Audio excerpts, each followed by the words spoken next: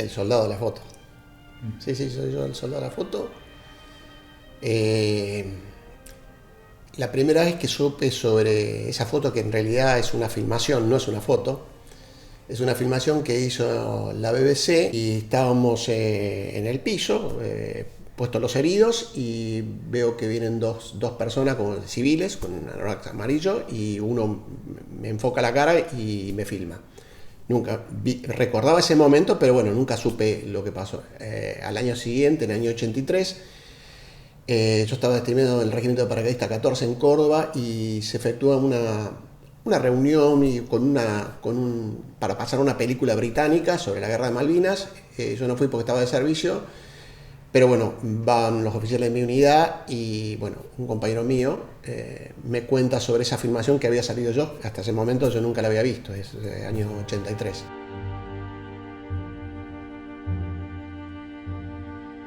Y esa foto en realidad es una filmación que técnicamente lo hacen como foto. Sí, en el momento ya estaba herido y bueno, después surge como bueno, la utilización política o no sobre la filmación, diciendo que era un soldado. En realidad soy soldado, pero era oficial, era subteniente. Fui a la Guerra de Malvinas siendo subteniente en comisión. Mi promoción, que es la 113, egresó el 7 de abril, es decir, a los 5 días de haberse iniciado la recuperación de las islas, y ahí integré una compañía movilizada, la compañía C, que se formó con personal de cuadros de los institutos militares y soldados que eran clases 62 y 63 de la unidad. Algunos fueron reincorporados, una mezcla de soldados cordobeses con soldados patagónicos. Nuestra compañía cruzó Malvinas el 22 de abril del 82, 22 de abril de 1982. Establecimos posiciones en diferentes lugares. El último fue Buca House, donde tuvo lugar nuestro combate el 28 de mayo del 82. ¿Estabas en esas imágenes que se ven de la guerra, en esas rocas, metido en medio? Solos, estaban solos, o sea, el lugar más cercano, 2-3 kilómetros, otra fracción, la más cercana, estaba a 2 o 3 kilómetros. Siempre estuvimos aislados totalmente. O sea, en nuestra convivencia éramos los 37 que estábamos ahí. ¿Qué comían? Bueno, el tema logístico se complicó cuando ya salimos, nos alejamos hacia el norte. El racionamiento era una vez por día en caliente, pero había que ir a buscarlo a 3 kilómetros. Con lo cual, a medida que fue pasando el tiempo, el racionamiento cada vez fue peor. Y al último ya casi era muy escaso. ¿Por qué? Porque estábamos muy lejos, porque la logística funcionaba de acuerdo a las posibilidades que había. Recuerdo como anécdota que hacía 1 o 2 días que prácticamente veníamos sin alimentos, y la última noche mandan a decir que van a mandar un racionamiento en caliente, que era un guiso de cordero. Guiso por decir, porque era líquido. Creo que la mayoría, por lo menos a mí me pasó que hacía 2 días que no comíamos, tomé ese líquido y me produjo una descompostura terrible descompostura, que tuve así todo el combate, porque era agua con grasa de cordero. Ya era la noche anterior al combate, con lo cual ya la situación logística, el contacto con Puerto Argentino ya prácticamente estaba cortado, y encima nosotros estábamos 3 kilómetros hacia el norte. O sea, eso fue lo último que comiste. ¿Y después qué fue lo primero que comiste? Sólido no recuerdo, porque cuando estuve prisionero, que el barco inglés, la verdad que la logística era muy buena, los desayunos de ellos, que yo los veía porque estaba con suero, no podía comer. El primer intento de bocado fue en Bahía Paraíso, un pedazo de carne que no lo pude tragar porque no podía tragar. Así que supongo que el primer bocado, no lo recuerdo bien, pero bocado sólido bien, fue en Puerto Belgrano, pero no recuerdo qué era. Luego del combate, estar herido, esa es la foto, que ya estoy yo herido en ese momento, ¿no? Antes de ser evacuado al hospital de campaña donde me operan los británicos. Esa imagen en tu cara dice mucho. La cara refleja cuál era la situación. Habíamos combatido desde las primeras luces hasta pasado el mediodía, en una situación de inferioridad. obviamente la situación logística venía ya mal, había sido herido, había perdido mucha sangre, la peor noche de mi vida había sido la noche anterior, entonces en la mañana, la noche anterior estando herido, no sabía si iba a ver el día siguiente, pensaba que no iba a ser así por la cantidad de sangre que había perdido. Estábamos separados, los que estábamos heridos nos tenían prisioneros en un lugar, en una fogata, al lado hicieron como una fogata, los que estaban ilesos estaban en otro lado, y bueno, en la situación de los que estábamos heridos, obviamente en la noche fue una noche muy dura, nevó, la primera nevada dura que cayó, pesaba 20 kilos menos, había perdido mucha sangre, y esa es la cara mía lo que refleja. Pero bueno, no es de... Es una cara física de las dolencias que tenía, pero no, el espíritu pasaba por otro lado. ¿Por dónde pasaba? No, el espíritu habíamos peleado totalmente convencidos. Con posterioridad a esa foto, soy evacuado en un helicóptero británico a Bahía Ajax, que es donde estaba el hospital de campaña británico. Y recordé que era el 29 de mayo, y lo que sentía era mucha bronca y a la vez mucha tristeza porque era el 29 de mayo, era el día del ejército. Y habíamos perdido la batalla. No la guerra, pero sí la batalla. Con lo cual lo que sentía era mucha bronca y frustración. Por eso la cara lo que refleja es algo físico, que obviamente estaba en malas condiciones, pero el espíritu pasaba por otro lado. ¿Cómo fue el momento en que te dieron? Estábamos bajo fuego en una altura que es Boca House. Una compañía británica nos estaba atacando y otra compañía británica nos venía envolviendo. La compañía B nos atacaba, o sea, estábamos enfrentando de altura a altura, y la compañía D nos envolvía por la playa. Estábamos bajo fuego de armas automáticas y también de morteros y artillería británica. La ametralladora, que era la principal arma de nuestra fracción, disparaba hacia las colinas que estaba al frente y no veía la otra fracción que venía envolviendo. Le impartía órdenes, pero estábamos distantes a 20 metros, por lo cual no escuchaban mis órdenes. Entonces salí para ir a la ametralladora para impartir la orden de fuego hacia la otra fracción que nos estaba envolviendo, y cuando salí de la posición siento algo en el cuello que me pega y caigo al piso, veo todo sangre, y bueno, ahí me arrastran hasta el puesto comando. Ese fue el momento que me hieren. ¿Qué sentiste en ese momento, además del dolor? No, conmoción física, un impacto, no hay mucho para pensar, solamente la impresión de todo lleno de sangre. Obviamente sabía que el impacto había sido en el cuello, con lo cual en una zona que ya de por sí uno se da cuenta que es complicada. No podía hablar, no podía pensar mucho, no podía resolver. Yo estaba a cargo de la sección, incluso me preguntaban órdenes, pero yo no podía hablar, pero yo me enteraba de las cosas que pasaban. Me seguían preguntando órdenes, yo no podía hablar, incluso cuando la fracción esa, la ametralladora queda fuera de combate, recibe un impacto y queda fuera de combate, heridos los servidores, uno terminó muy mal herido, el soldado Allende, gran soldado, y los otros 12 servidores, Leguía y Altenburg, también resultan heridos. Esto permite, la principal arma de la sección queda fuera de combate, el enemigo se comienza a aproximar por la playa envolviendo, y ahí lo enfrenta el tercer grupo. El jefe del tercer grupo era el cabo Rodríguez, un cabo recién egresado, cabo en comisión, el suboficial más joven que tenía en la sección. Obviamente se le habían acercado, estaban muy cerca, se estaba acabando la munición. Sale de la posición y viene el puesto comando para pedirme orden. No sabía qué es lo que pasaba en el puesto comando, porque el puesto comando ya teníamos varios heridos. Cae en la posición y cuando estaba en cuclilla recibe un impacto de un disparo en la cara y cae arriba mío, también herido. Así que esa fue la situación de los heridos. No el único, porque eran varios los heridos, ¿no? ¿Y cuándo te das cuenta que se pierde esa batalla? Obviamente que nuestra posición, nuestras órdenes era establecer una posición con vista, con frente hacia el oeste, hacia una entrada, el lago Brenton, que es una entrada del mar. Obviamente el ataque no iba a venir por ahí, por lo tal efectúo una modificación de las órdenes que me habían impartido, me obligan a modificarlas nuevamente, pero yo lo hago parcialmente y dejo al ametralladora con capacidad de combatir para el norte, y un grupo de tiradores también, aparte del puesto comando.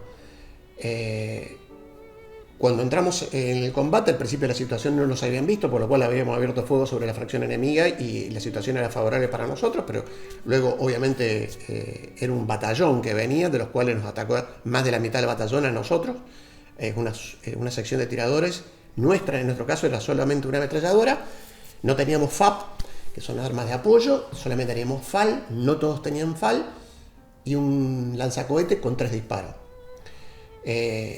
Obviamente cuando los ingleses, después de retirar sus heridos y analizar la situación, comienzan a mover sus tropas, comienzan a mover la artillería, a centrarnos, y en un momento la situación se hace muy complicada e imposible de sostener. ¿Creíste en algún momento que te ibas a morir?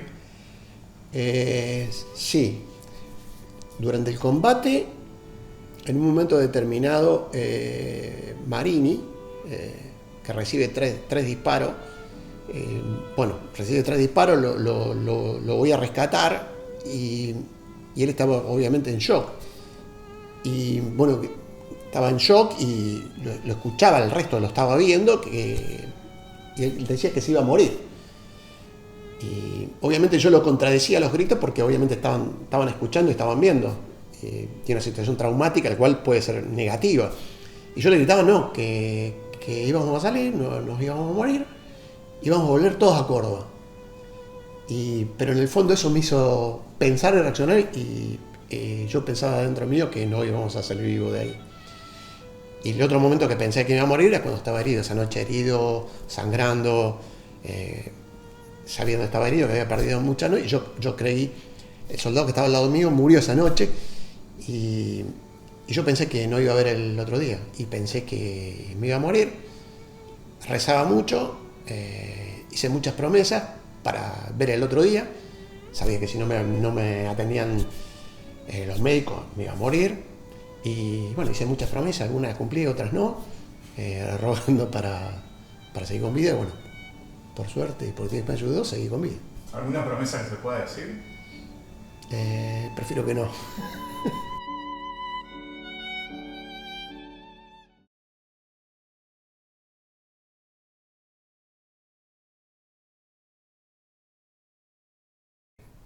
Nos toman prisioneros y las 3 fracciones son las que estamos prisioneros. Del resto no sabíamos qué pasaba, que estaba a retaguardia en el pueblo. Nuestra sección es llevada a retaguardia del ataque británico. Los heridos éramos cargados por nuestra propia gente, llegando a las proximidades del pueblo, no al pueblo, pero a 2 kilómetros que se veía el pueblo. Ahí sufrí un ataque de aviación propio y artillería propia. Bueno, ahí ya sabíamos que la batalla, obviamente. Y a nivel personal, cuando llego herido en helicóptero a Bahía Ayac, que gran parte del desembarco logístico, no de tropa, pero logístico, tenía ese lugar, era infernal la logística que tenían, y ese 29 de mayo, muy triste. Sabía que habíamos perdido la batalla, pero pensé que era muy probable que perdiéramos la guerra por la cantidad de logística ya en tierra desembarcada. ¿Y cuando a vos te hieren, alguien te atendía o nada? No, las atenciones nuestras, a ver, nosotros no teníamos enfermero, teníamos paquete de curación individual, que es una venda nada más. Todos los vendados, los heridos nuestros fueron vendados por nosotros. Yo no recibí. Cuando ya fui herido en una situación de los ingleses, estábamos a una distancia muy corta, bajo volumen de fuego, nadie se podía mover. En el puesto comando estaba herido, aparte del jefe del tercer grupo, el soldado Marini, estaba el encargado de sección herido, con lo cual ya no recibimos atención. Sí, con los británicos, cuando nos toman prisionero, a mí me revisa un paracaidista británico, me apunta, me ve la herida, me hace una mueca, busca mi paquete de curaciones. Yo no lo tenía porque el mío habían vendado a Marini, que había recibido 3 disparos, gran soldado Marini también, y por lo cual la única atención era el paquete de curaciones del paracaidista inglés. Posteriormente pasadas algunas horas, silla morfina de enfermero inglés, hasta la operación que en realidad fue el día siguiente. Ellos evacuaron primero los heridos de ellos, y todo el 29, todo el 28, y recién el 29 se produce la evacuación de los heridos nuestros, entre el cual voy yo. ¿Y a vos te llevan de ahí a dónde? Bahía Ajax, donde está el hospital de campaña. Ahí somos operados por los británicos. Ahí estaba el hospital de campaña que operaba ingleses y argentinos. Era un frigorífico que estaba acondicionado como hospital de campaña, en un galpón. Las mesas de operación eran una tabla de madera con sol de noche. Ahí operaban tanto argentinos como ingleses. Un hospital de campaña, algo muy rústico, digamos, con poca tecnología. Ahí se operaba, y después nos transportaron a el buque Hospital Uganda, que había sido un buque transatlántico, era para pasajeros, que había sido acondicionado por los británicos como buque hospital, y ahí somos transportados al buque. Cuando yo llegué personalmente, yo no sabía la suerte que he corrido en mi sección, tanto los heridos como los ilesos, porque fuimos separados los ilesos, los que estaban ilesos de los heridos, y los heridos cuando nos operaron no nos vimos más. Ahí había camarotes donde estaban unos argentinos. Yo estaba en una sala de terapia que estábamos mezclados con ingleses, y al lado mío había un sargento ayudante, el encargado de la compañía del 12, con un disparo en el estómago, Coelho, y al lado mío había un cabo británico, un paracaidista, herido en el mismo combate que tuvimos nosotros, y al frente de igual manera. Bueno, ahí tuvimos el mismo trato que los ingleses, salvo que entregaban paquete, una bolsa con datos y demás cosas propio de la Cruz Roja. Sabían que yo era oficial, era el único oficial en la terapia que estaba yo. El trato era igual, un poco más duro, algunas cosas no me daban porque sabía que oficial. Posteriormente ya incluso tuve relación con el cabo, intercambiamos un poco de ideas. Las enfermeras pude hablar por el sargento ayudante, que sufría mucho la herida que tenía. Y el último día salí de esa sala de terapia a un camarote, ya con argentinos, y luego hay un intercambio vía helitransportada con el Bahía Paraíso. Es decir, fuimos los 60, calculo, argentinos que estábamos en Uganda, somos conducidos al Bahía Paraíso. El Bahía Paraíso también tenía quirófano. Los personales, yo tenía una infección, en parte de la herida tenía una infección. Me preguntan si me quieren operar ahí, aunque es muy riesgoso, o espero. Dije que esperaba, y navegamos buscando heridos en otras partes de las islas, Howard por ejemplo, y después el barco va a Punta Quilla. Somos transportados a un aeropuerto, y en mi caso personal soy evacuado en un avión de la Fuerza Aérea a Comandante Espora, a la base de Comandante Espora en Bahía Blanca, y luego al Hospital Naval de Puerto Belgrano, donde soy operado nuevamente. En Puerto Belgrano estaba en una habitación solo, y en esa habitación me vienen a visitar oficiales de la Armada, Guardia Marina. ¿El Guardia Marina era? Igual, el mismo grado que yo, pero del ejército, pero de la Marina, el primer grado. No habían estado en Malvinas esos, y bueno, me venían a visitar para charlar sobre la guerra, me preguntaban, tenían interés en conocer, obviamente, eran oficiales jóvenes, y bueno, hicimos una relación, una amistad, y venían todos los días, y un día me dicen, ¿vos querés salir? Y yo les digo, no puedo salir porque estaba vendado, tenía suero puesto, todavía tenía, y aparte no creo que me dejen salir, ¿cómo voy a salir? No, quédate tranquilo. A las 7, 8 de la noche un día vienen, entra uno, traba la puerta, y veo, no, te vamos a sacar. ¿Pero cómo vas a sacar? Pues no podía. Ponen un vehículo por la ventana, eran tres o cuatro, me sacan por la ventana, ponen una silla de ruedas, que no sé dónde la habían sacado, me suben a la silla de ruedas, hacen un trayecto, y estaban en el auto, me acuerdo que era una Coupé Taunus. Me suben a la Coupé Taunus, guardan la silla de ruedas en el baúl, y me llevan a recorrer Puerto Belgrano. Me llevan a una corbeta, creo que era la Drummond o la Granville, silla de ruedas, me llevan a la cámara de oficiales, y me llevan a ver una película, a charlar y a tomar whisky. Me llevaron a conocer el portaaviones, Y eso lo hicimos 2 o 3 días, 2 o 3 noches, hicimos lo mismo escapándonos. Con el peligro de que, bueno, tomaran alguna medida, pero bueno, fue el riesgo de ellos. Convengamos que eran chicos, de que eran jóvenes. ¿De qué Sí, edad? un poquito más grande que yo tenía 20, tenían 23, 24 años, más o menos por ahí. Es una travesura. Sí, no, lo tomaron, la verdad que después lo aprecié mucho porque un acto de camaradería importante, ¿no? Y al mismo tiempo se sentían con ganas de haber estado, porque todos te expresaban lo mismo. Qué suerte que tuviste vos, que pudiste estar, nosotros querríamos haber estado, y vos tuviste suerte, nosotros no. Y al mismo tiempo de hacer un camarada más. Así que bueno, fue una anécdota linda, simpática. O sea, estabas herido, con suero, sin comer, y te decían que te habías tenido suerte. Sí. Porque yo creo que todo militar quiere tener esa oportunidad. Estuve varios días y luego pasé al hospital militar de Bahía Blanca. ¿Dónde te enteraste que había llegado el 14 de junio? El 14 de junio estaba en el hospital de Bahía Blanca, no me acuerdo si el de Bahía Blanca o el de Puerto Belgrano, no me acuerdo cuál de los dos estaba. ¿Qué sensación ese día? No sorpresa porque sabía que a pesar del esfuerzo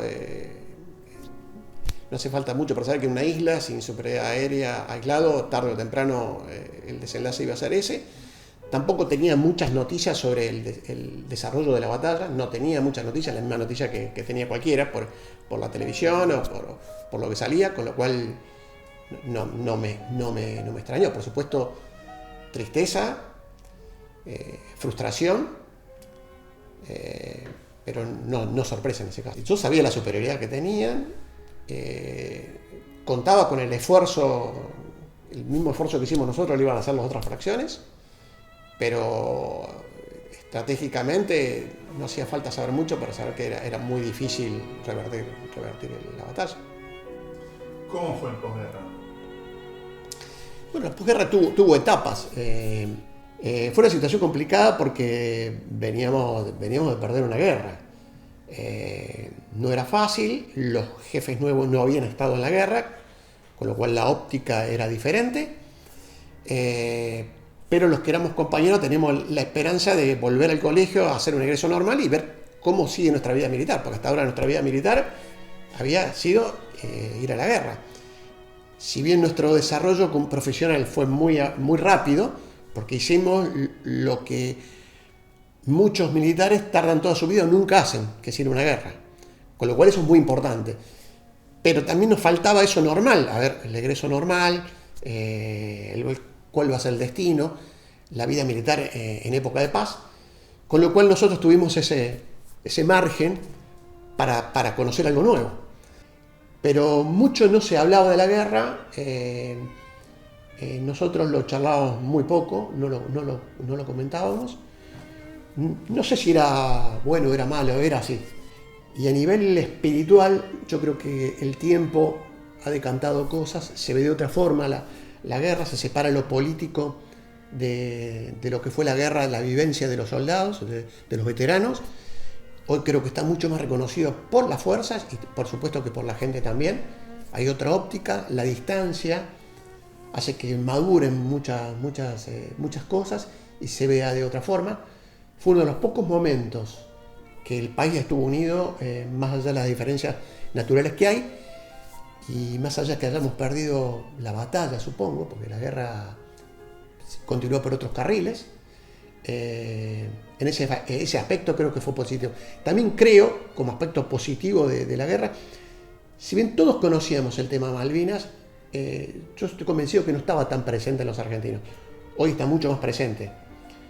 Está en la Constitución, con lo cual tiene una trascendencia para el futuro, y hoy la mayoría de los argentinos por lo menos conoce lo que es Malvinas, lo que sucedió y algo de su historia. Y antes de la guerra no estoy convencido, es más, estoy seguro que no era tan así. Si se llega a la guerra, la definición es el último ratio, ¿no? de lo político. Si se llega a situación, es así. La guerra se puede ver de distintas ópticas. La guerra desde el punto de vista político, desde el punto de vista de los soldados. Si se llega a una guerra, obviamente porque fracasaron un montón de etapas previas. Para el soldado es una situación única, traumática, que cada uno la vive de acuerdo a su capacidad espiritual, a su educación, su cultura. La mayoría creo que se sienten orgullosos hoy, la mayoría. No todos tienen la misma capacidad de absorber las situaciones extremas que se viven en la guerra. La guerra yo creo que es la situación más importante desde el punto de vista para el ser humano, del cual se ven los extremos. La mayor de las virtudes y las peores de las miserias. Hay virtudes y miserias, y posterior a eso la gente lo absorbe de diferente forma. Yo creo que hay gente que lo vivió muy mal y lo absorbió, otros no lo vieron tan mal y lo absorbieron mal. Hay de todo, y en eso depende de la formación de cada ser humano. Mi mayor trabajo previo a la guerra, fuera de tratar que las armas funcionen, que era lo que había, era tratar de que ese grupo, que era muy heterogéneo, soldados nuevos con soldados viejos, la mayoría éramos muy jóvenes, no nos conocíamos, no era una fracción que había sido instruida en conjunto. Éramos los cuadros muy jóvenes, los soldados la mayoría eran de distintos lugares, heterogéneos, muchos que habían hecho servicio militar en aspectos logísticos, como sastres, cocineros. Ese era un grupo súper heterogéneo que tuvimos solos, aislados, y mi mayor preocupación es lograr la cohesión necesaria y el espíritu para, llegado el momento de combate, en el cual en determinados momentos sabía que iba a suceder, combatieran, que no es fácil. Y debo decir que lo hicieron. No era fácil porque la verdad que estuvimos muy aislados, estábamos pocos informados, éramos nosotros, estábamos solos, y la verdad que estoy muy orgulloso que ellos, con todas las deficiencias que teníamos, porque eran muchísimas, hayan hecho lo que hicieron. Fundamentalmente que a pesar de todas las carencias que tuvimos, sobre todo cumplieron la misión, porque la misión militar fue cumplida. Desde el punto de vista humano, hoy con muchos nos vemos, creamos una amistad. En ese momento yo era el jefe, ellos eran mis subalternos, pero hoy somos amigos, y a pesar de todas las diferencias tenemos algo que nos une, que es vivimos Malvinas y fuimos una familia. Hoy lo veo con mucho orgullo, con satisfacción, porque hicimos lo que pudimos, cumplimos con lo que teníamos que cumplir, con lo que podíamos, esperanzado porque en una situación que nuestro país no tiene muchos ejemplos, y yo creo que Malvinas en algún aspecto es un ejemplo, porque la gente fue, algunos cumpliendo una ley y otros porque éramos profesionales pero fuimos voluntarios. Cumplimos una misión, dimos muestra de que se puede hacer algo más que el interés propio, sino el interés general. Volví a Malvinas hace 2 años con un grupo de compañeros, y fue emocionante ver que en un momento muy lejano y al mismo tiempo muy cercano, siendo muy jóvenes, hicimos algo que yo creo que para nuestro país iba a tener importancia, y en ese momento no lo conocíamos. Así que lo vivo con alegría y con esperanza de que sirva para algo. Y lo haría exactamente igual. Me siento orgulloso, fue lo más importante que hice en mi vida militar y no lo cambio por nada. Seguramente iría. ¿Te consideras un héroe? No, me considero un soldado, hice lo que tenía que hacer.